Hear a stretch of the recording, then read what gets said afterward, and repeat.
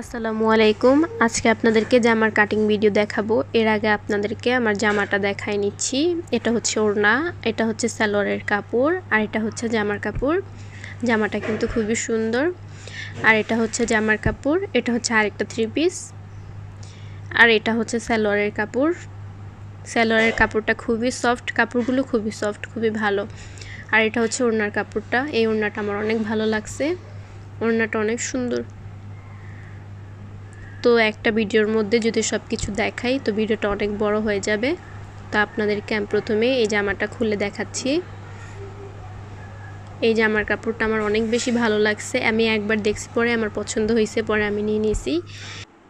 আর এখানে আমি আমার বডি সাইজ অনুযায়ী মার্ক করে নিয়েছি। আপনারা যদি মার্ক করার ভিডিওটা দেখতে চান তাহলে সবাই আমাকে কমেন্ট করে জানাতে পারেন। যদি ভালো রেসপন্স আসে তাহলে আমি আবার একটা ভিডিও নিয়ে আসবো মার্কিংয়ের ডিটেলসে, কিভাবে আপনারা মার্ক করবেন যাতে আপনাদের জামাটা কাটিংটা সুন্দর আসে এবং সেলাইটাও সুন্দর হয়।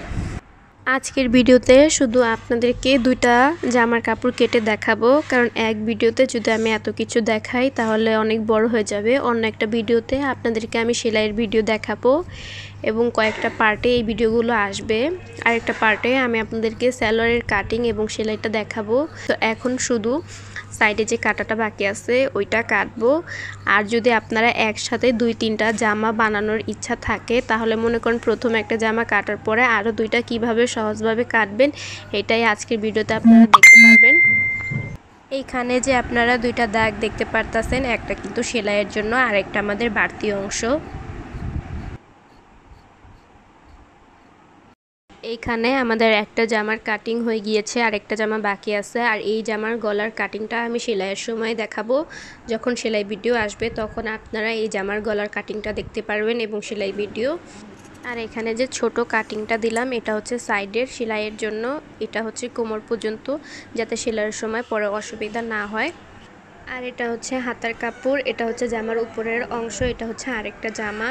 আর এই হাতার নিচে কিন্তু একটু লেস করে ডিজাইনও আছে। এই জামাটাও আমার খুবই পছন্দ। এখন এই জামাটা আমরা কাটিং করব। প্রথমেই আমরা জামাটা থেকে হাতার কাপড়টা আলাদা করব। এই সাদা দাগ বরাবর আমরা কাটিংটা লাগাবো।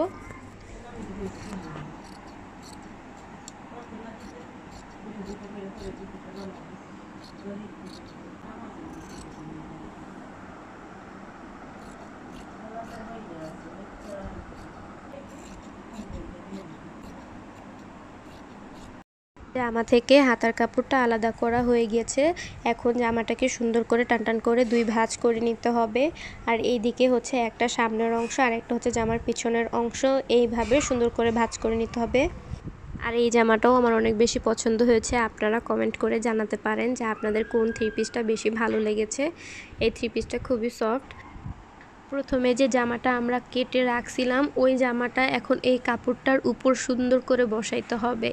সব সাইড দিয়ে ভালো করে দেখে নিতে হবে যে ঠিকমতো বসানো হয়েছে কি না। ঠিকমতো যদি বসানো না হয় তাহলে কিন্তু কাটার পর উল্টো পাল্টো হয়ে যাবে। তাই ভালো করে সব সাইড দিয়ে দেখে নিতে হবে যে ঠিকমতো বসানো হয়েছে কি না। এটাই হচ্ছে সুবিধা একসাথে দুইটা জামা বানানোর। আমি খুব ভালো করে চেক করে নিয়েছি, সব সাইড দিয়ে ঠিক আছে। আপনারাও খুব ভালো করে চেক করে নেবেন। এখন এই জামাটাকে কাটিং করব। এই জামাটা এই কাপড়টার উপর যেভাবে বসানো আছে ঠিক ওইভাবেই কাটিং করতে হবে।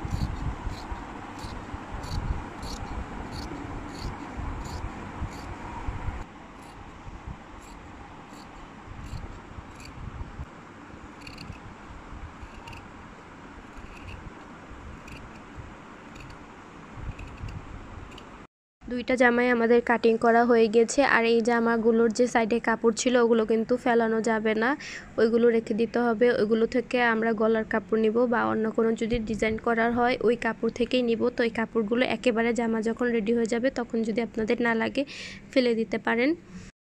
আর এখানে হচ্ছে এই দুইটা জামার হাতার কাপড়, এই জামার হাতার কাপড়গুলো পরে সেলাই করব যখন জামাটা একটু সেলাই করা হবে তখন।